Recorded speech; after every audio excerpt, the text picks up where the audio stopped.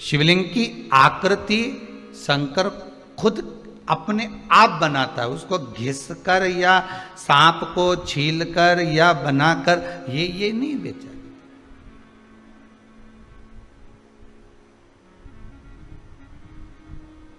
किसी ने पूछा एक बार कि गुरुदेव, ये जो रुद्राक्ष होता है जिसको अपन पहनते हैं, धारण करते हैं, जिस रुद्राक्ष को अपन पहनते हैं,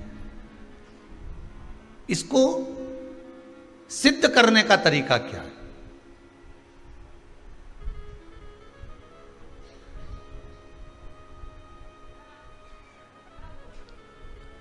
अच्छा, सिद्ध नकली भी हो जाता है और सिद्ध असली भी हो जाता है। अब इसको भी समझ लेना जरा अच्छी तरह से। प्लास्टिक का जो रुद्राक्ष होता है, नकली जो रुद्राक्ष होता है, सिद्ध वो भी किया जाता है, लोग अब सिद्ध करते ही हैं उसको। और असली का जो रुद्राक्ष होता है उसको भी सिद्ध करते हैं। तो कहा महाराज जी दोनों में अंतर क्या है? तो शिव महापुराण की कथा कहती है, रुद्राक्ष शिव महापुराण की कथा कहती है कि नकली और असली में एक अंतर जरूर है कि असली रुद्राक्ष अपना काम मात्र सिद्ध होते ही चालू कर देता, और नकली रुद्राक्ष आप 50 बार उसको अभिषेक में रख लिए, 50 बार आपने अनुष्ठान कर लिया, 50 बार आपने व्यवस्था कर ली, 50 बार आपने उसको रिझाना चाहा, उसके बाद भी वो सिद्ध नहीं हो पा रहा। 4 दिन अगर उसने अपना असर दिखा दिया तो 5वें दिन वापस वो डाउन हो जाएगा। ये नकली है। और असली एक बार अगर आपने धारण कर लिया, असली रुद्राक्ष को अगर आपने एक बार पहन लिया, असली रुद्राक्ष को अगर आपने अपनी जिंदगी में एक बार उतार लिया, असली रुद्राक्ष का पानी अगर आपने पी लिया, थोड़ा सा भी आचमन कर लिया, तो बीमारी तो दूर होना ही है।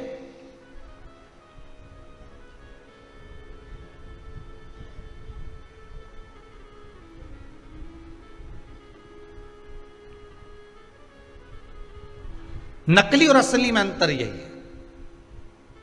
असली रुद्राक्ष को तो सिद्ध करने का एक ही तरीका, जो 14 मुखी तक रुद्राक्ष का जो मंत्र दिया गया है, उस मंत्र का स्मरण कर लो, उस मंत्र का जाप कर लो, उस मंत्र का भगवती स्मरण कर लो। और अगर वो भी नहीं कर सकते तो क्या लिखा है शिव महापुराण में?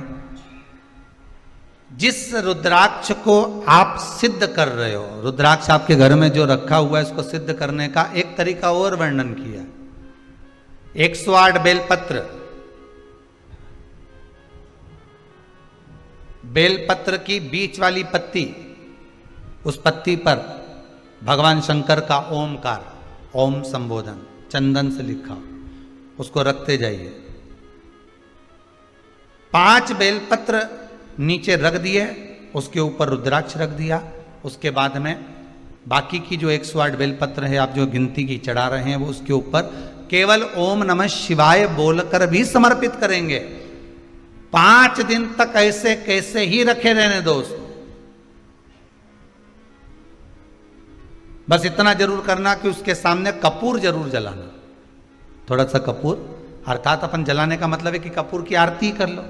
कर्पूर घोरम करुणावतारम संसार सारम, कपूर उसके सामने 5 दिन तक प्रतिदिन शाम के समय, सुबह के समय पर आप आरती के नुमा उसको अवश्य प्रज्वलित करें। मात्र 5 दिन। 5 दिन के बाद वो बेलपत्री को उठाइए, और उठाने के बाद में आप विसर्जन कर दीजिए। रुद्राक्ष को ओम नमः शिवाय बोलकर या श्री शिवाय नमस्तुभ्यम मंत्र का स्मरण कर कर, या रुद्राक्ष के जो मंत्र हैं, जितना मुखी रुद्राक्ष है उतना मंत्र का, उस मंत्र का जाप कर कर, आगे आएगा चरित कथा में उस मंत्र को बताएं, तो उस मंत्र को भी बोलकर आप उस रुद्राक्ष को धारण करेंगे, वो सिद्ध हो गया। अब ना उसको कहीं अभिषेक में रखने की जरूरत है, अब ना उसको कहीं भभूति लगाने की जरूरत है, और ना उसको किसी तरह से उसमें धूप घुमाने की जरूरत। अब तो तुम्हारे तन पर जब धारण कर लिया तुमने, उस तन पर धारण करने के बाद तुम जब घटकी जिह्वा से शिव का नाम लोगे, आपको पहले कथा में कहा था